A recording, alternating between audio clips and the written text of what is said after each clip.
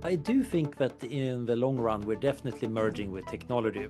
In some sense, we're already doing it. Most of us are using all sorts of medical things that are already blending us a little bit. And of course, our mental life is mostly lived through various mediated experiences along computers and networks and interacting with people we've never seen. And some of these people might actually be more or less fictional characters or indeed AI. Welcome to Unnatural Selection, a show about competition, innovation, and the strategies shaping tomorrow's frontiers. I'm Nick Encina. Each week, we speak with pioneers shaping the future. This is episode 27 of Unnatural Selection. Biology and technology are merging into a new evolutionary force, one that's engineered, not natural. In a world where innovation is beginning to replace evolution itself, we're forced to confront what once seemed fixed: intelligence, consciousness, even life itself. This episode dives deep into the fluid boundary between mind and machine, and what it means when reality is no longer something we inherit, but something we design. This is Evolution by Design. Dr. Anders Sandberg is a researcher at the Mimir Center for Long-Term Futures at the Institute for Future Studies in Stockholm. His research at the Institute centers on management of low-probability, high-impact risks, societal and ethical issues surrounding human enhancement, estimating the capabilities of future technologies, uncertainty, and very long-range futures. Topics of particular interest include global catastrophic risk, existential risk, cognitive enhancement, methods of forecasting, neuroethics, SETI, transhumanism, and future-oriented public policy. He was Senior Research Fellow at the Future of Humanity Institute at the University of Oxford, 2006 to 2024. He is Research Associate of the Oxford of Hiro Center for Practical Ethics and the Center for the Study of Bioethics, Belgrade. He is on the board of the nonprofits All Fed and AI Objectives Institute. He is on the advisory boards of a number of organizations and often debates science in international media. Anders has a background in computer science, neuroscience, and medical engineering. He obtained his PhD in computational neuroscience from Stockholm University, Sweden, for work on neural network modeling of human memory. Let's go. Anders, it's a pleasure to have you here on Natural Selection. Thank you for having me. It's funny because I always prepare some questions beforehand as I do the research. And in your case, your background is so pleasantly diverse across so many fascinating fields that I couldn't narrow it down to a singular thread of questions. So I hope you packed a lunch because it's probably going to take about 6 hours today. Oh yeah, I'm ready for it. And also I have plenty of material to talk for 6 hours. So I'm sure you we're do. going to find so many rabbit holes to go down. I'm sure you do. Yeah, I'm really excited by this. And as we, have spoken about this before, it perfectly aligns with the concept of this podcast because the whole thinking behind this is how does human innovation and conscious design pattern itself after evolution and natural selection. And so I'm really looking forward to having this discussion. But I always start with the same question just to level set and hear from the pioneer themselves on what we're talking about for the sake of the audience. So could you please let us know what need or impact drives your work and how do you view your role in addressing it? So my personal need is that I'm curious. I want to see the future. But from that follows almost directly the problem, how do we survive long enough to get to the future? How do we actually get to a good enough future? What can we say about these questions? And can we steer the direction the world is going? And, so given that perspective, I think what's interesting about the future as we see it right now is that we're consciously shaping it. Right? The technologies we're creating and a lot of what you talk about with neural enhancements, they revolve not on a biological process of evolution, but a more design process and how we use those technologies to enhance ourselves and almost shape ourselves into a different species. And so from that perspective, uh, in a world that's increasingly shaped by technology, where do you draw the ethical boundaries between what is therapeutic versus enhancement? I don't think it's that easy to draw any boundaries. Indeed, maybe it's the wrong approach to say, okay, here is therapy, and that's going to be a public policy thing, and here's enhancement, which might be a private matter. They overlap in complicated ways. And also, of course, that whole evolution, this kind of directed evolution we're doing now, is a relatively new thing, both in terms of geological and biological time, of course. We haven't been doing this for very long, but also culturally. The whole idea that the future is actually up to us humans to shape and that we might have a responsibility to shape it, it's surprisingly modern. And that is in itself an interesting challenge because that means that we're new at it and we might have tremendous responsibility to do it right, but we also haven't got much experience yet. Yeah, you tapped into something that I've thought about for a long time, which is that um, my perspective is that we have a sentimental, anthropomorphic view of our position and our place in the universe, where we feel that we're special by virtue of being the creature that's deciding what's special and what's not, and so therefore we almost feel like there's a responsibility on us to shape the course of life on Earth and our own place within it. And do you feel that humanity plays a special role and that we are a pinnacle of evolution, or do you see us more of a step along a long journey? I think right now we're kind of the first species on Earth to really take charge of everything. We might not be the best at that job. We just happen to be first. And what led up to this was completely normal evolution that eventually produced a monkey with a particularly big brain and the skills at transforming the environment. But suddenly we are in the situation where we need to take charge of it. The other species are not doing that. And I don't think in the long run we're going to remain as we are. Even if we do absolutely nothing, normal evolution is still ongoing, although it's very slow by human standards. And I think what we have seen from cultural evolution and technological evolution is that that's going to be so transformative. So I bet that in the future, various minds are going to look back at this era and say, oh yes, Homo sapiens, that interesting transitional little species. I agree. It almost feels like this is the moment where the apes saw a bipedal human walk out of the jungle, not really knowing what to make of that creature, but saying "good luck in your journey," and then a few million years later, ending up where we are. So it does feel like a transitional phase. I feel like um, our biological bodies are. Um, Not necessarily, they're definitely not equipped to travel outside of our planet. And so I think if we're going to have a chance at traveling to other planets or even beyond that, it's going to require some level of merger with technology. Oh yeah, Manfred Kleins wrote in 1960 about space travel, and he kind of observed that the astronaut and his spacesuit and spacecraft, they actually form a kind of integrated organism, which he coined a cyborg. And this is, of course, not just true for space. Even surviving outside, you need clothing, you need a house. If you're on the sea, of course, you need a boat. We're already externalizing quite a lot of things. And that is the secret why humans can be found all over this planet. Hmm. So if we take a step back and we think about what's going to get us to a place where we can be that explorative across not only extreme conditions in our planet, because we can't go to the bottom of the ocean, and we don't do so well at the peak of Mount Everest. Um, But if we think about some of the steps that, and especially your work around neurotechnology, what do you think? Actually, before we talk about that, what is neurotechnology? Can you give us a little bit of background on where the science is and where it's going? So, neurotechnology is really technology that interfaces with the nervous system. So, in a very loose sense, we could say that that's almost everything because the nervous system is what we use to think, to exist, to do things.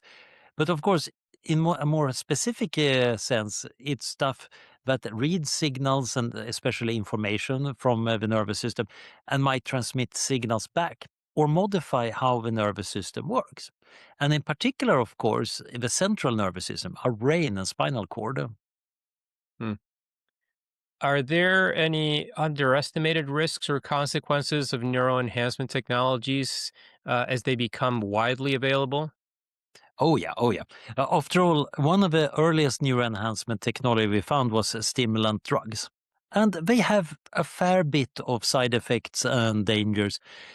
So everything that can affect the world in a dramatic fashion, of course, can dramatically be misused or fail in dangerous ways. And most people immediately recognize that if I mess up something with my car, well, maybe I lose my ride. If I mess up something with my body, that might be very bad for my health. If I mess up my mind, I might cease to exist, or I might become somebody I wouldn't want to meet. So people instinctively, I think, recognize that this is an area where we should probably tread lightly. Issues of liability, responsibility, and ethics loom very, very large for many of these questions. At the same time, it's also urgent. Many of us have friends and family suffering from painful conditions that really would need some neurological intervention. An enormous number of people are suffering from mental disorders, some of which ones are merely quirks, but in many cases might actually ruin lives. We have a moral reason to try to intervene and do something here, and neurotechnologies are an important part here. Yeah, and we're learning more about how the brain works, I think by virtue of trying to replicate it through technology, neural networks, artificial intelligence. I think a lot of that is modeled after our own brains and how we think that it works. And then vice versa, as we build those, then it gives us a better insight into how our own brain works. Um, you've modeled human memory using neural networks. How do you think modern AI is shaping our understanding of the brain? So Richard Feynman famously said that what I can't build, I can't understand. And very early on, when we began understanding how neurons work, people actually started modeling. Hodgkin or Huxley, working over at lab in Plymouth, they figured out basically the electrochemistry of how nerve signals are transmitted. And they also heroically did a simulation using a hand cranked calculator. This was back in the 1950s for a single voltage spike running down that axon. And that was the start of the whole field of computational neuroscience. So we have been using insights from biology to try to simulate them in computers. And those insights are, of course, helpful for trying to guide our biological experimentation. At the same time, theorists have been looking at a bit of distance, trying to ignore those annoying details about potassium and sodium ions flowing around and what the conductance values are, and instead ask, well, how does a network think? How do you get a bunch of these simple little branched cells to do a computation, to learn something? So they developed various theories, which were later tested in the lab. But at the same time, engineers looked over their shoulders and said, hey, I can use that. So in the 1950s, people also developed the perceptron, which is an extremely simplified electronic model of what a nerve cell is actually doing. And people demonstrate that these perceptrons could be used to learn the different things. You adjust connections between them, and they turn out to be surprisingly versatile. Then it has had its ups and downs. It's been a real helter-skelter for the field because they overpromised early on, and then they realized that they couldn't even solve some fairly simple problems. So there was a real cold age in the 1970s when nobody wanted to touch the field. And then it got rediscovered again in the 1980s. And at this point, new algorithms that were not particularly biological by any means came in and made them useful for computing and statistics.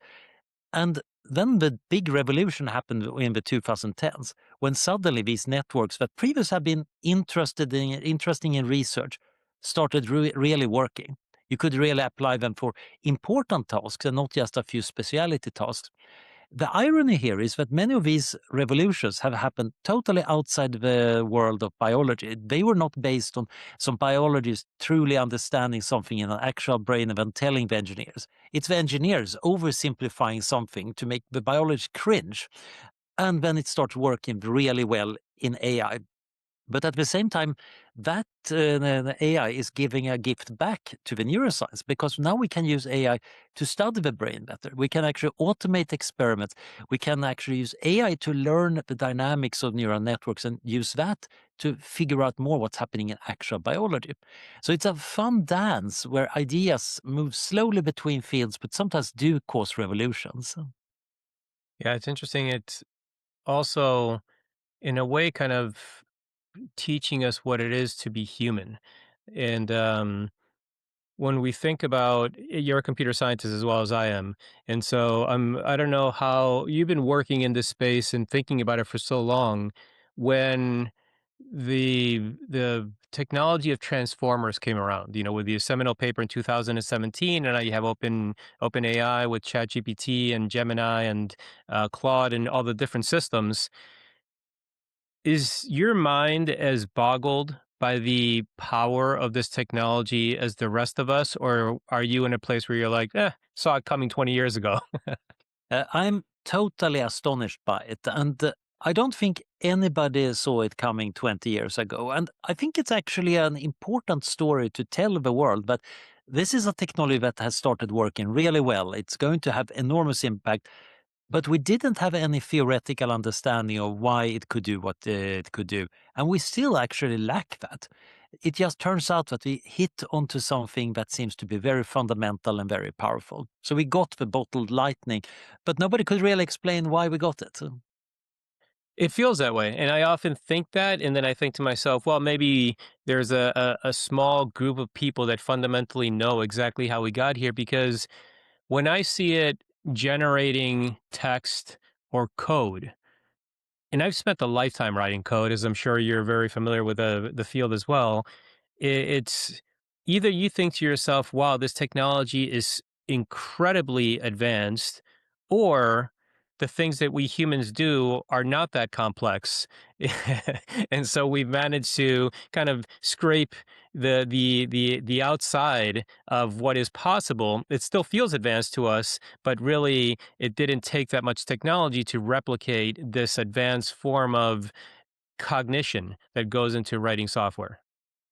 Yeah, I do think that there is a very humbling implication that a lot of what we normally think in everyday life as behaving in a smart, intelligent way is mostly habits. It's mostly simple reactions that look very smart because we're used to them. It's relatively rare during the course of a day when we actually have to solve a problem truly new. And that is, of course, a very humbling thought. At the same time, it's also a very weird situation that we have been working on imitating intelligence for a long while, and we didn't know what would actually work very well until we tried it. Text completion. That sounds like something that you might want for a cell phone, and it's probably not going to use anything more.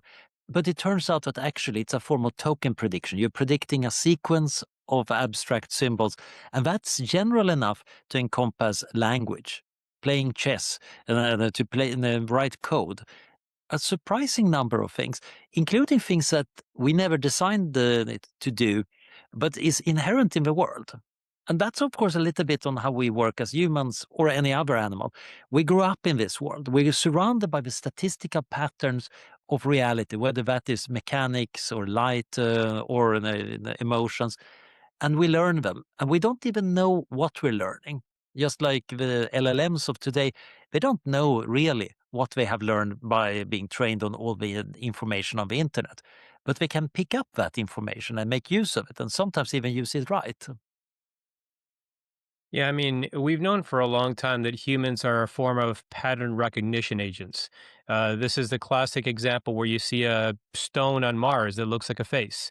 Um, Loosely, very abstract form of a face, but we see it. Even if it's upside down, we see two eyes and a mouth, and we see those patterns. And of course, we evolved to be that way because we need to see patterns out in the wild of what's safe, what's danger, what's happy, what's sad.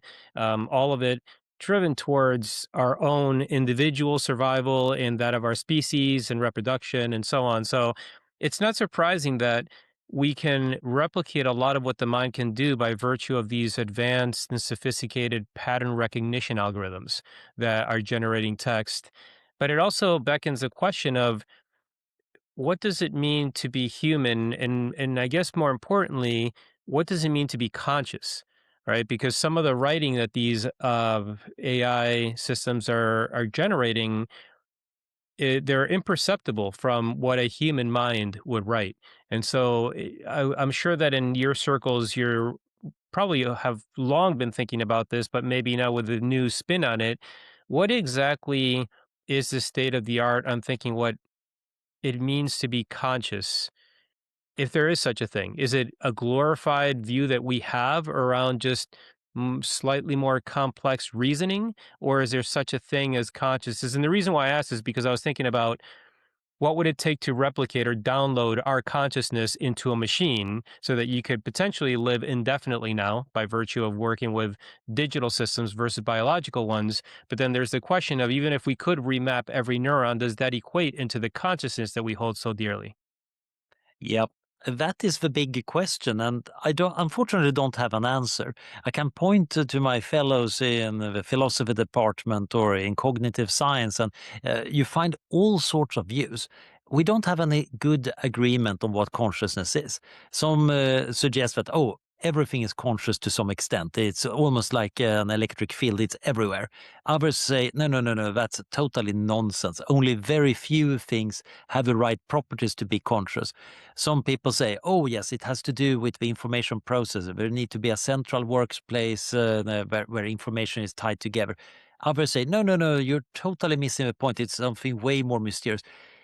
There is quite a lot of work here. So the good news is that philosophy of mind and consciousness studies have advanced tremendously over the past few years, partially helped by the fact that neuroscience and neurotechnology allow us to see what is happening in the brain much more. But that doesn't make the philosophical problems any easier. We humans normally assume other humans are conscious simply because they're like us. I see you, I hear you say things that make sense if you're conscious, and I know that you're like me, and I know at least I'm conscious. So we tend to assume that, okay, other humans are conscious. And this makes it very easy to think that an LLM is conscious. After all, it claims to be conscious and it speaks language, especially if I turn on the voice synthesis. Except that I might know that actually it's trained on a lot of data from the internet with a lot of people claiming they're conscious. Maybe it's just saying that it's conscious because it knows that's the appropriate response in this kind of conversation. Responding to the question, are you conscious with, no, I'm actually not. I'm a philosophical zombie. That's not what you normally say, except maybe at a philosophy seminar. So we Yeah. have this problem that we can't trust what the AI is saying. And we have better reasons to trust people because we know their brains work like our brain. And brains seem to be important for consciousness. People without brains generally are not conscious. But the AI, we can't really tell. I used to think that I had a nice argument based that the consciousness seems to be recurrent. There seems to be information about what's going on inside the mind that is needed to think about consciousness. So there needs to be feedback loops. So at least a straightforward feed-forward network like many LLMs use can't be conscious. And then I found a flaw in that argument, so I just got even more confused. So the state of the art right now is we don't know. Some researcher thinks that we should seriously worry about AI welfare. We're probably not there yet, but how will we know when we need to care for an AI? And similarly, how do we make sure AI is not lying about its internal states? Because this is very important from a safety standpoint too. You actually want them to be truthful about what they're thinking and doing. And again, there is a profound philosophical question that also has become a very real engineering and business question at the same time. So there is plenty of hard work ahead for us here. And of course, the problem of downloading a mind into a computer is something I've been working on myself. And since I'm a weak philosopher of mind, I don't really know what to think about that. I'm leaving it to sharper people than me. I mostly were working on the practical question. Okay, what does it take to simulate every nerve cell in the brain? What do we need to scan them? What else would happen? If we manage to do it, what are the ethical problems we need to deal with? ideally, of course, if we could scan a human brain, we could take a philosopher who's very skeptical of conscious machines and ask the simulation of that philosopher now in the machine, okay, how do you feel? Do you feel conscious? And if that simulated philosopher now says, darn, I do feel conscious, I need to write a paper about this, we have learned something. Hmm. Well, it's interesting because I do find fascinating some of the technologies that I've seen. They're not full mainstream yet, but 10 years ago, there were Google goggles or Google Glass, whatever that was. I had a version, and I find the concept extraordinary because I could bump into you in the street after not having seen you in 10 years, and it could just recognize your face and say, oh, this is Anders, and you know him because of XYZ, or giving me live directions as I'm going somewhere, or being able to listen to music, or any number of things where this could go. So I do believe that there is an enhancement that can make us better in our everyday life. But I also know that it's a slippery slope before that starts transforming us as what it is to be human and living within the society that we live in. Especially when society itself is based on so many different human concepts and abstract thoughts around what it means to have a country or borders or money, things that inherently don't mean anything except we all have some kind of like a mental contract with each other that says this dollar has a value, and so when I give it to you, that value transfers to you, and you can use it for other things. But there's nothing inherently physical about it that really makes it valuable, and so a lot of that is based on trust. Oh, yeah.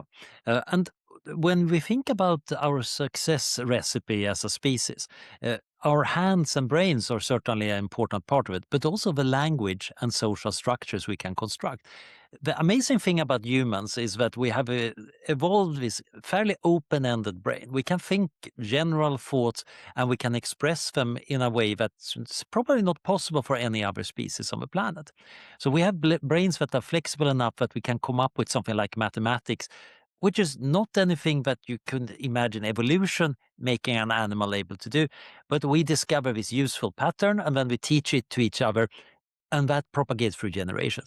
And that, of course, includes a lot of the social constructions. We have discovered ways of dealing with conflicts in the tribe by having a meeting, maybe doing voting.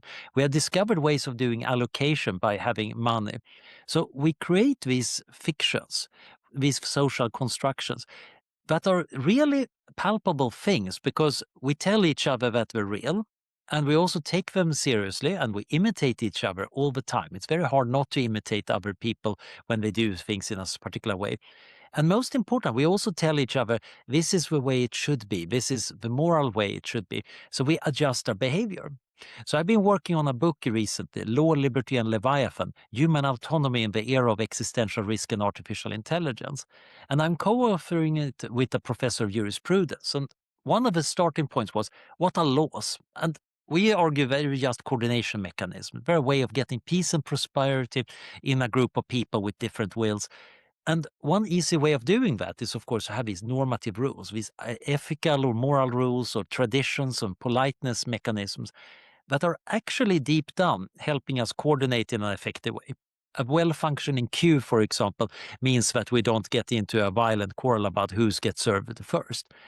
And after a while, we start thinking that queues are the natural way of organizing. I'm in Britain. We start queuing instantly. As soon as one person is standing around, you can say, he's a queue of one person. I should stand behind him in line. Now, what happens is these systems are, of course, part of the hardware of our brain. We're very good at incorporating it, just like we're pretty good at incorporating external objects. When you're on a bike or in a car, that bike or car become parts of your body when you're driving. My clothing is to some extent an extension of me.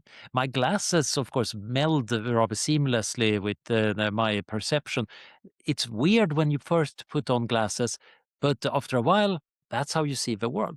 If I were to pick up a stick, suddenly my sense of space actually changes. You can see this in brain scans. You expand your sense of personal space because now you can touch things up, further away. And when I touch something with the end of a stick, it feels like I am the one touching it. It's a very weird experience when you actually notice that suddenly your brain has extended your body through a piece of wood. So I think what is happening here is that many of these extension enhancements are happening very naturally because we're that kind of creature that easily extends itself. That's another part of our secret success recipe. Yeah, it's fascinating the way that society as a whole is shaped on that. And you're right. I grew up playing tennis, and so when I hold that racket, it melds itself with my hand, and hitting that ball at this point feels like a very natural thing to do. Whereas I know when I'm teaching my child how to hit that, how to hold the racket and how to hit the ball, it's anything but natural. But eventually, just your brain shapes in such a way that it sees it as an extension of itself. Yeah, and this can happen for so many different things. So my friend Todd Huffman, he was one of the first people who get an implanted magnet in a fingertip. So he wanted to see if he could sense magnetic fields. So if that magnet is close to something magnetic, it will move a little bit, and he feels that using the tactile sensors in the fingertip that send signals to his brain. The interesting part seems to be that since that response is different from touching things, his brain has learned to discern magnetic touch from actual physical touch. And it's obviously not anything the brain was built for. It just does this statistical processing, just like neural networks in computers do statistical processing, and then figures out the patterns, disambiguates them, and that gives you useful information. Yeah. It's fascinating the way that technology is evolving so quickly. We talked about before about how surprising LLMs have been over the maybe 8 years, that they've been around since Transformers were first discovered. And it feels like every month it's a different conversation around the technology. It's evolving that quickly. And obviously, you spend a lot of time thinking about neuroethics and ethics around societies in general. There's a lot of talk around trying to put guardrails around AI for obvious risks. Number one is the risk that of what we don't know what it could do. So the uncertainties around a future of the technology that could potentially become smarter than humans and learn at an exponential rate so that we won't know when it's too late. And especially if you can gain control over the physical world, then eventually that leads into a very dark place pretty quickly. Um, and yet at the same time, when I think about people putting guardrails around things, personally, it feels like it's um, it's not a realistic thing to be thinking about, right? It almost feels like an arms race because we could decide, okay, we're going to put some ethical boundaries around AI here in the US, or maybe we agree with Europe. But who's to say that China is going to play by those rules or any other country for that matter? And so it almost feels to a certain extent it's an arms race, and we're watching and building this technology that could usurp humanity, but we're so compelled to do it that there's no stopping it at this point. Yeah, that is one of the big problems in AI governance. Even if we were to figure out the perfect guardrail or the perfect way of aligning human values into AI, we don't necessarily have a good way of getting that implemented in every product. On the other hand, having AI that understands its users well, that doesn't break laws, that is safe, that is actually a competitive advantage. If US AI turns out to be aligned with the user interest and foreign AI isn't, oh, the US AI companies are going to have a wonderful export product because people will not want that unaligned thing. But quite often you also got these complicated trade-offs. People have been talking a lot about helpfulness versus harmlessness. And you can imagine the perfectly harmless AI, and it's a brick. It doesn't do anything. It's totally inert, but it's also not particularly helpful. The maximally helpful AI, on the other hand, will tell you as good well as it can the answer to how do I achieve world domination? How do I get revenge on all my enemies without it being traceable back to me, and so on?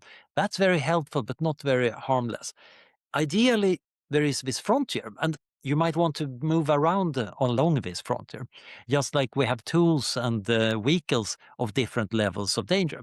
A Formula One car is kind of powerful as a car, but it's also very hard to drive and probably not something you should be driving around on a normal city street. On the other hand, a normal city car, it's not going to have great acceleration, but it might have many other properties. We want to understand where we are along this frontier and be able to choose that well.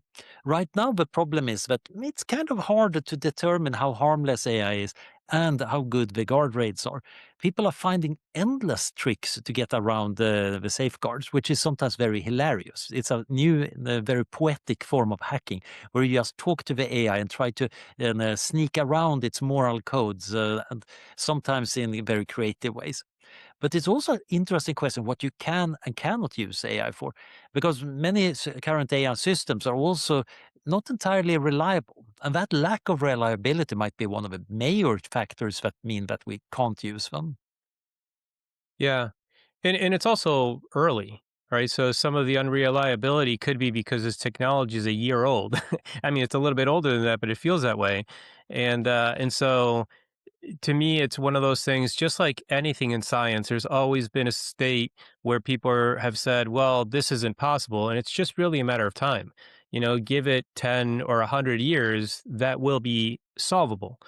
Um, and the way that I've seen technology evolve over the last 50 years, if you look back, it's been progressively becoming smaller and more blended into the background, right? So before we had these massive mainframes that took up entire warehouses, and then that shrunk down into servers, into personal laptops. Now we have cell phones. They're becoming smaller and more transportable, mobile, and ubiquitous. And so if you follow that trend, it's just natural to look not even that far into the future, just thinking about obviously like the chip. And then the chip having some connectivity to artificial intelligence, and then that chip becoming a part of your brain so you can enhance yourself. Is that off from where you're thinking how we kind of eventually merge with technology? What's your view on where all of this is going? So I do think that in the long run, we're definitely merging with technology. In some sense, we're already doing it. Most of us are using all sorts of medical things that are already blending us a little bit. And of course, our mental life is mostly lived through various mediated experiences along computers and networks and interacting with people we've never seen. And some of these people might actually be more or less fictional characters or indeed AI. I think we're going to mix up our biology with technology much more. So far, that has been relatively hard because the body is trying to defend itself. It doesn't really want an external object to get inside. So putting anything inside our brain needs to deal with the immune system.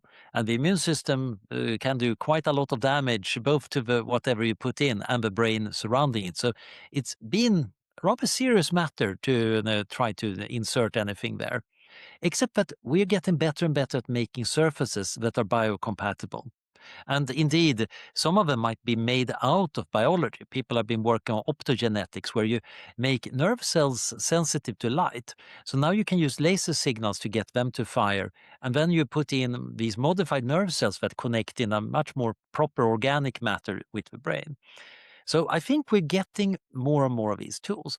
The tricky part is, of course, how do you make a good business case out of it? How do you make it safe enough for consumer goods? How do you make it appealing enough that anybody would want to have it? Quite often it's the user interface design that makes everything. After all, there existed cell phones and notebooks before the iPhone, but it was the design genius of Apple that made the iPhone to the must-have, the Jesus phone that everybody were just feeling that that was such a desirable object.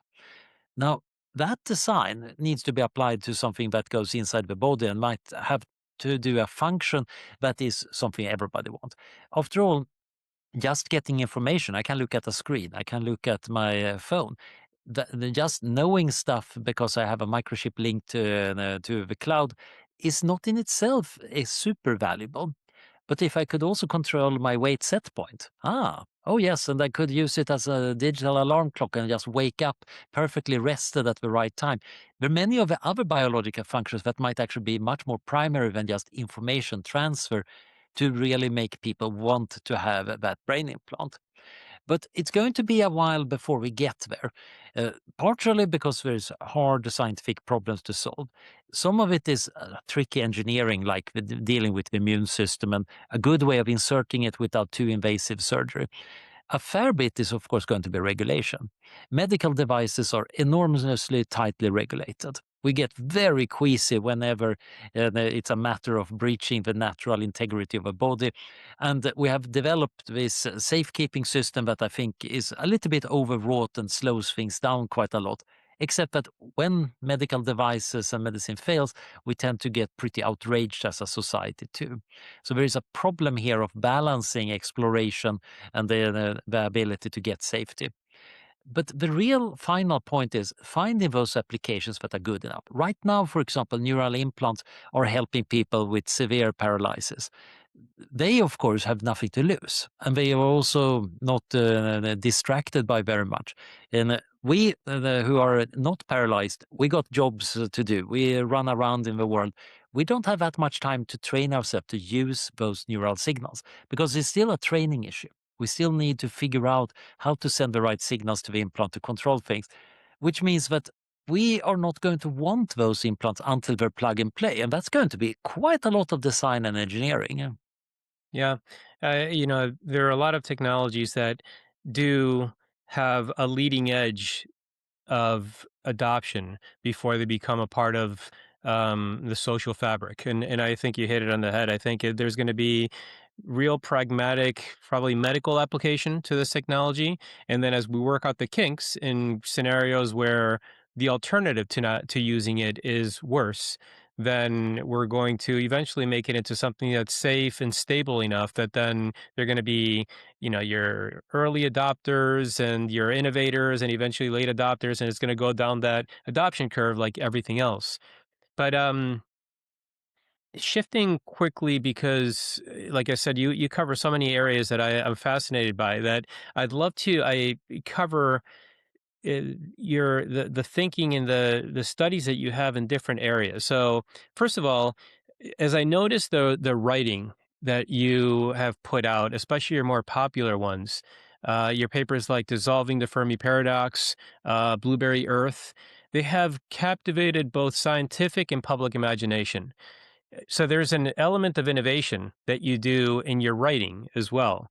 Do you consciously design ideas to travel well in culture by the titles? They're captivating. When I read scientific papers and I read the title, usually it's like yawn, okay, can't wait to read that. I read your titles and I'm like, I need to get that on my phone so I can read it today.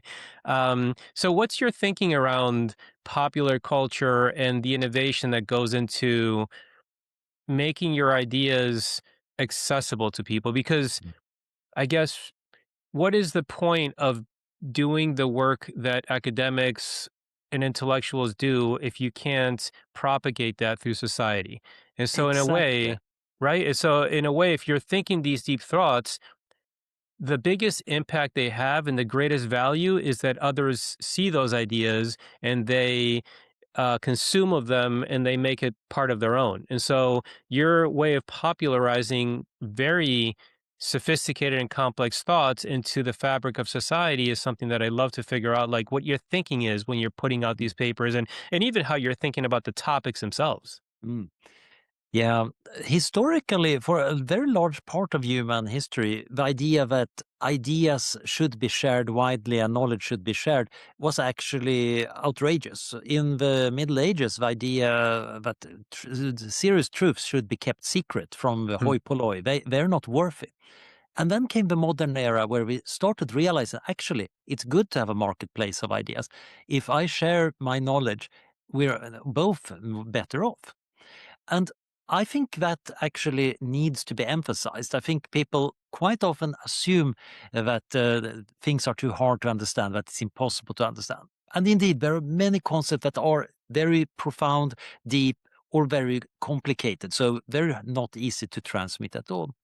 But one of the things I learned a lot from dealing with really smart people is that they're usually good at listening to me ramble my explanation about something. And then they tell me back, so Anders, did you mean this? And then they compress it into a cleaner form. And quite often when you iterate on this, you can take what was originally some loose sense of association into a much more tight idea, something that is easier to transmit. It might still be too dense. You might need to express it in different ways. But that way, you can share something much more powerful than just a long ramble about the interesting things you encounter. And I think I'm trying to work on important stuff. I'm also very bad at it. I have colleagues who literally are researching priority setting and the philosophy of priority setting and what the biggest questions are. And I generally agree with them that doing the most important thing is typically an order of magnitude more important than the second most important thing. So if you don't identify the most important thing, you might be missing out on most of the value in what you're doing. Mm-hmm. But I'm not great at focusing on just that important thing. I'm a bit of a magpie. I like a lot of random things. I get lots of ideas.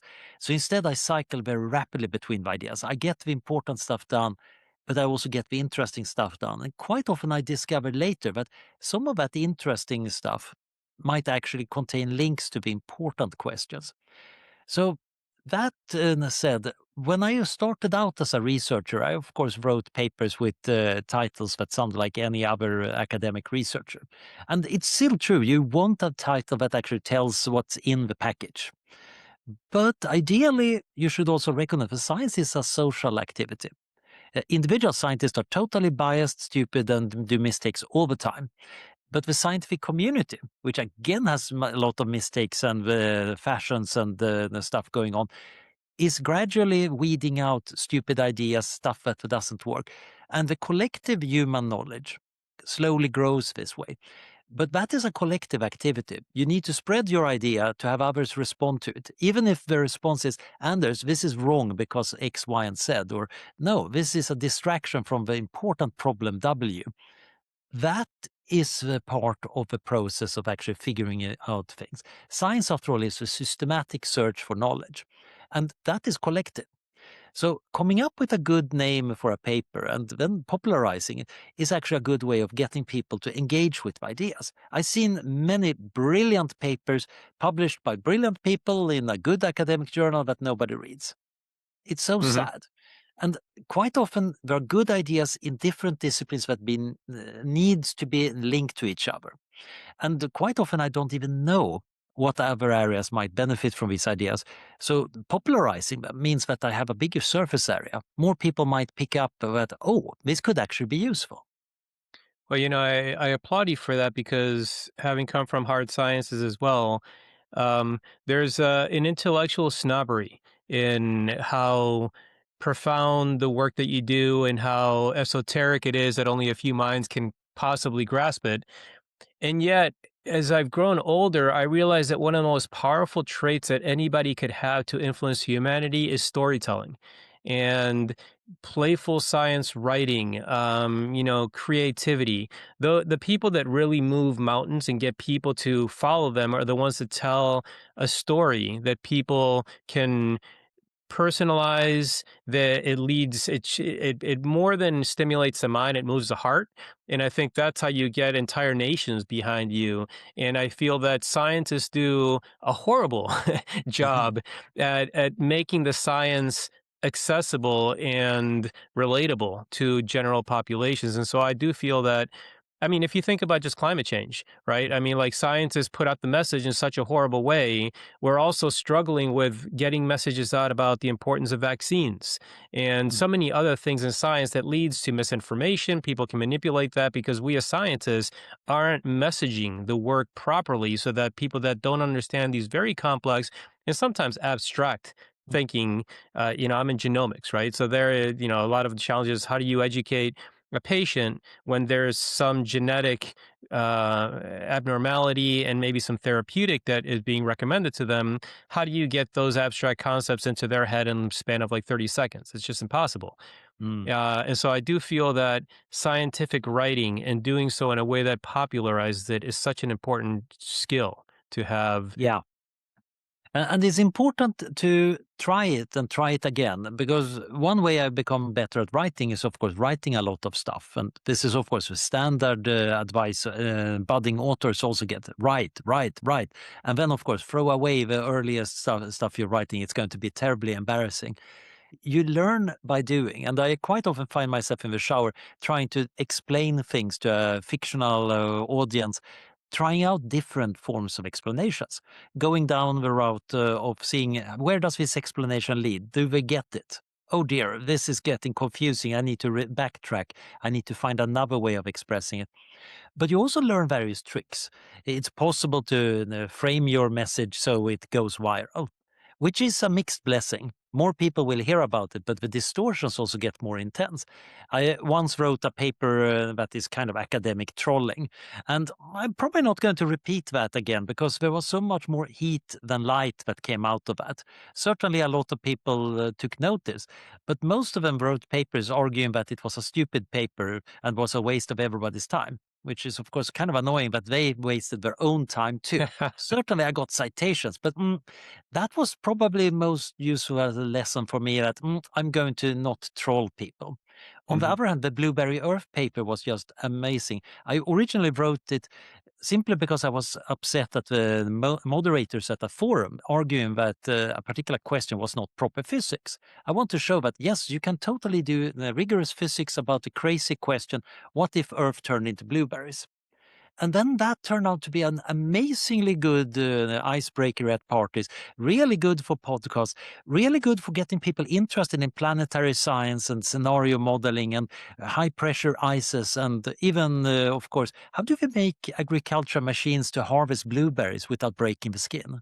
So speaking of the papers that you've written, obviously there's the dissolving the Fermi paradox, where you re-examine the Drake equation, I believe, with a probabilistic approach that dissolves the confidence we once had in expecting alien life. Um, After all of your modeling, do you personally lean toward a lonely universe, or do you still hold hope for contact?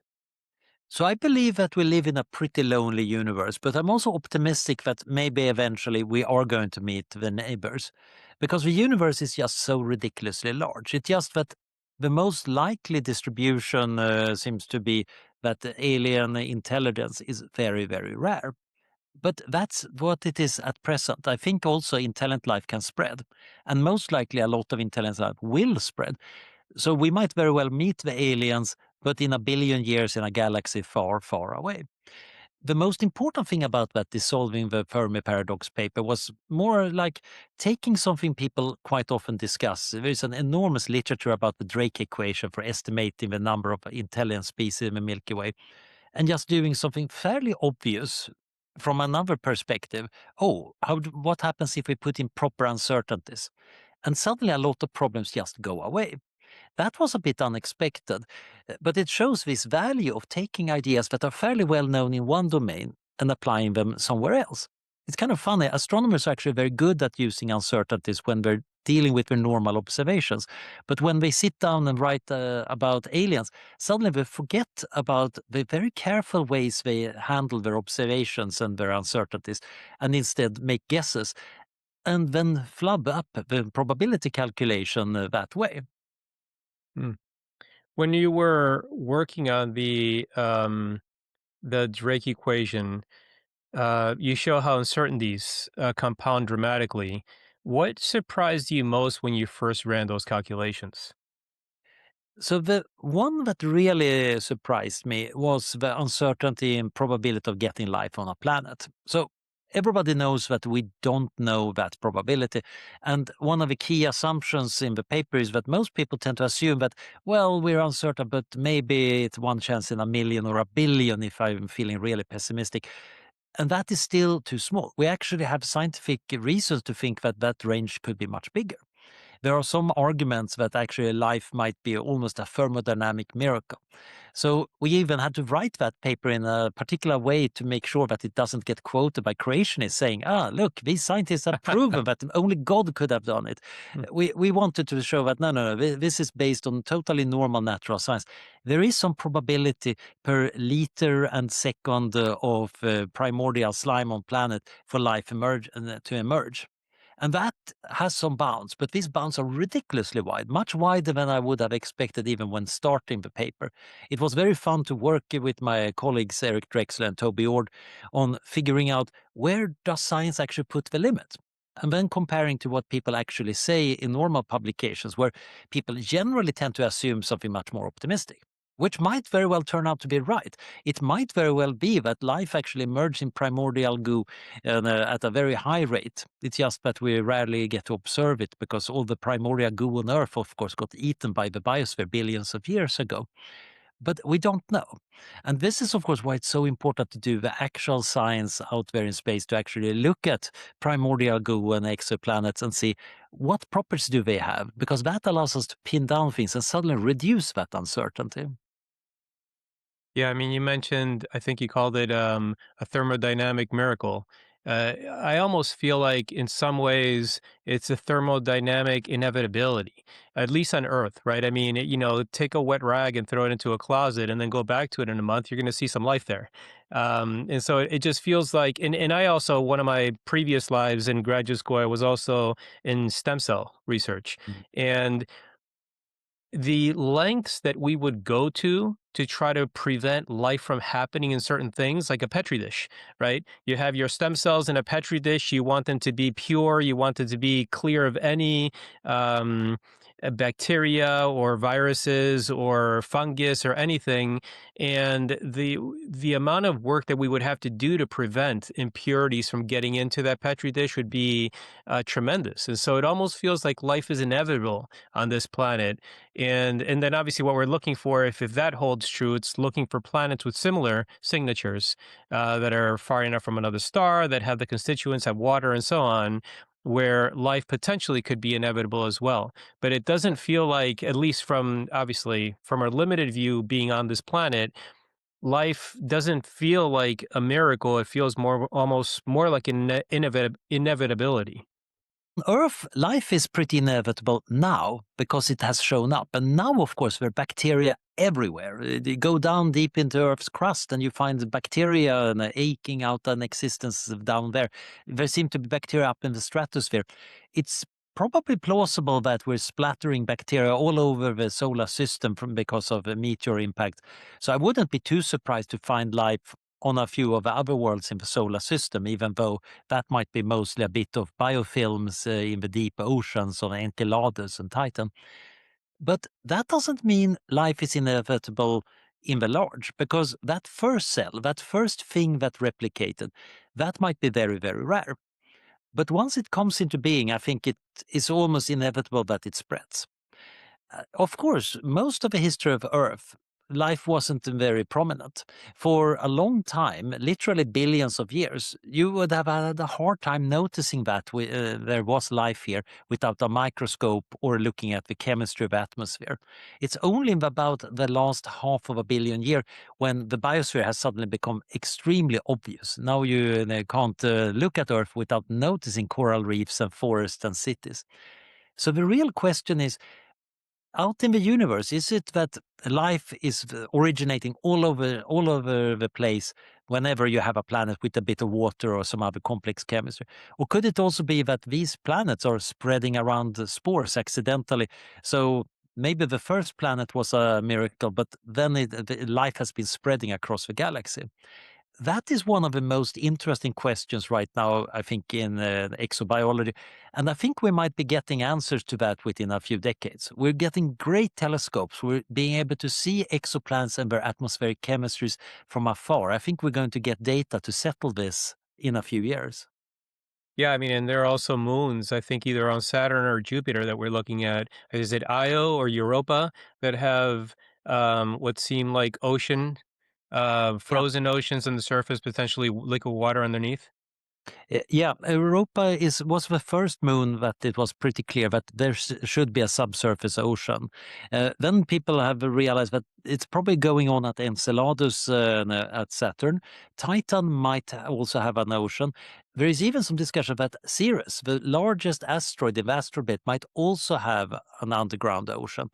Wow. So now it looks like water is actually everywhere. The question is, of course, is anything living there? Is there enough energy being released so life could actually have an ecosystem? That's going to be interesting to figure out. But the tricky part here is, of course, these are very new questions, or rather, already Anaxagoras, the Greek philosopher, was suggesting that life is everywhere in the universe. There are these little seeds floating around, and he called it panspermia. So that is why life shows up everywhere. Then Svante Arrhenius, the Swedish chemist, argued that this might actually be how life arrived on Earth, because he was arguing these bacteria spores spread by light pressure. The really cool part is that this has gone from a totally fringe idea to something that could be true. Some exobiologists are rather skeptical that this works between solar systems, but we're going to find out. These are questions that we have been wondering about for centuries, and now we're going to find it out in the next few decades, most likely. And this goes for quite a lot of other mysteries of the world. There might very well turn out to be deeper mysteries that we're going to be tearing our hair over the coming millennia. But right now, many of the big questions are kind of opening up, and we don't really know what's coming out of those boxes. It's an exciting time to be alive, and that's why I want us to survive and thrive in the future. Yeah. And if I recall correctly, the Drake equation, and I remember reading about it back in grad school, it holds, I don't know, 8 or 10 different variables that multiply against each other, starting with, the likelihood of having planets around a star, and then the likelihood of having one of those planets within a certain range of the star to have warm enough so that it, thaws off frozen oceans, but then, not so hot that it burns everything off, the likelihood that life emerged, right? But then it progressively gets into much more anthropomorphic type of variables, which is the probability of intelligent life, the probability that it created technology, the probability that it didn't destroy itself, right? But if we eliminate those last 3 or 4 variables that are anthropomorphic and we just stop at the probability of life, I've never tried applying that equation. When you look at it from that perspective, what does the Drake equation tell you about the probability of just life in this galaxy? Not intelligent life, just life. Mm. Well, given the uncertainty we have about the probability of life emerging per liter of goo and per second, it could be that the galaxy is brimming with life or we're the only planet. We simply don't have that data yet. I'm leaning towards the optimistic view. I actually think life is probably pretty common. Complex life might be pretty rare, though. It doesn't look like it's that easy to spread complex organisms through space. Bacteria spores work really well, but as soon as you even get to the eukaryotic cells making up more advanced life, they don't thrive very well in the space environment. Also, those last terms, those anthropomorphic terms, they are actually also a reason we did work on this question at the Future of Humanity Institute. Might sound rather crazy for the Future of Humanity Institute care about aliens, but figuring out the likelihood that intelligent life survives, that is actually a rather important thing for figuring out our own chances. If we could look through our telescopes and see a statistical distribution of alien civilizations, we might learn something about our chances or even what to do and what not to do. But right now we have this empty sky, which might imply that actual intelligence might be really rare or that it destroys itself. And we wanted to really have a good answer to that question. This paper demonstrated that the empty sky doesn't foretell our doom. We need other data for that. But it certainly gives us a different perspective on our role in the universe. Yeah, so I guess the great filter question remains unanswered. Right now, it seems to be unanswered. I think more and more people are leaning towards the view that life might actually be relatively easy to get, which means that either intelligence might be much more risky than it looks, or that complex life is more rare, which is what I think we can hope for. But then again, if we're alone in the galaxy, we might still have a responsibility to think about should we be spreading that life? I wrote a paper recently about directed panspermia, deliberately spreading bacterial spores. And my co-author feels that's a really bad idea. And I feel that's a really good idea. So it was a very fun paper to work out what is our moral consensus. And basically we concluded that, yep, we should probably not do it straight away. We could have a moratorium for a few decades. That in the space of a universe, nothing at all. And that gives us time to actually figure out more about our moral responsibility for the universe.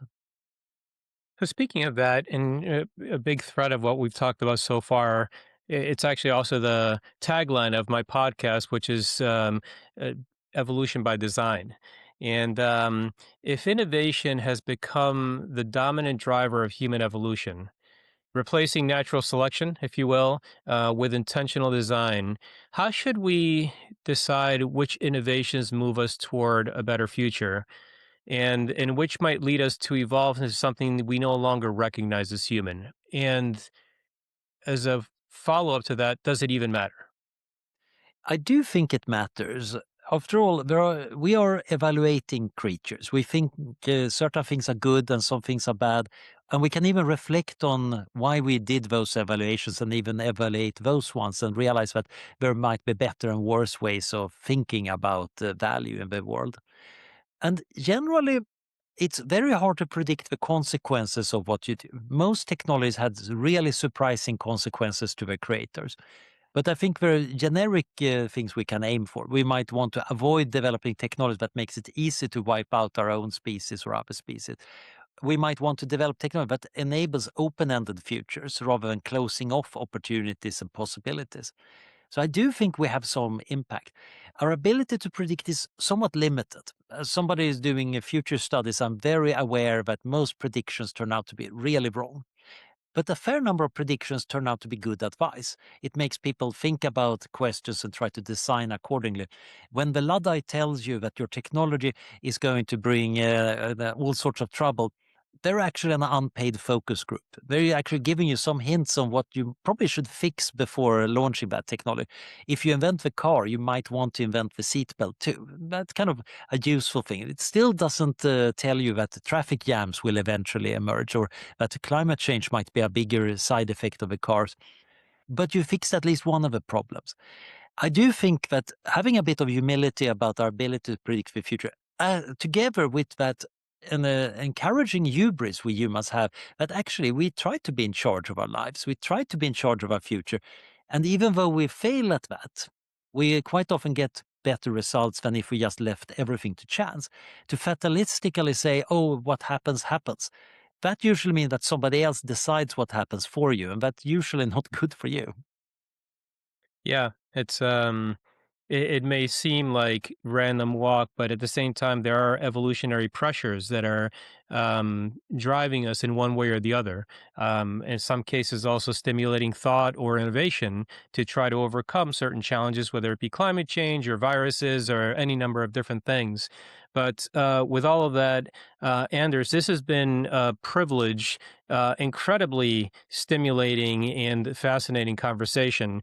The work that you're doing is tremendous. I don't see how you have the time to cover so many different fields. I look forward to the book. You want to tell us a little bit more about the book that you're writing? So it's called Law, Liberty and Leviathan. We're kind of riffing a little bit on Hayek. So my co-author and me, we started thinking about what is the role of legal systems and how do these social structures we human build up help us function and get peace and prosperity. And of course, bring power to some people who are good at manipulating them. And then the question is, how do we expand that into the future? Because on one hand, we have existential threats that might require greater forms of coordination than we ever seen.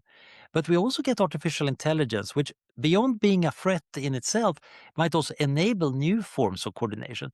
Indeed, it's pretty likely that it's going to creep into a coordinative systems. At first, it's going to be that we write reports using ChatGPT, and the bureaucrats getting the report might be having Claude summarize it.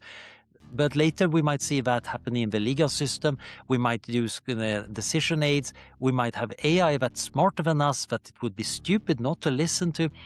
What happens is basically that we might see a takeover of our coordination systems. And the question is, how do we do that in such a way that it's actually good for us? How do we avoid ending up with some singleton monolithic system that might have a wrong values, or a world that's not really good for human autonomy? So that's what we're wrestling with. It's kind of trying to introduce concept of AI and existential risk in the world of jurisprudence and sociology. Well, I look forward to that. Again, this has been an extraordinary conversation. It's opened my eyes to so many different concepts and ideas. So with that, Anders, thank you very much. Thank you for your work, and thank you for spending time with us today here in Unnatural Selection. Thank you. That was Anders Sandberg. Now, unnatural signals. When engineers oversimplified the brain, they didn't diminish it. They created tools that now help us study it. Progress sometimes runs backwards before it runs forward. Anders also challenges the idea that focus is always the answer. Moving quickly between ideas, testing, discarding, circling back, turns out to be its own form of discipline. There's a human layer here too. Ethics, habits, even politeness aren't accessories to intelligence. They're coordination tools, ways large groups avoid tearing themselves apart. And beneath it all is a quiet optimism that trying to shape the future, even imperfectly, is better than leaving it to chance, because if you don't decide, someone else will. Thanks for listening to Unnatural Selection. If you enjoyed the episode, subscribe, leave a review, and share it with someone shaping the future. Explore more at unnaturalselection.net and connect with us on LinkedIn and Facebook. Until next time, keep evolving.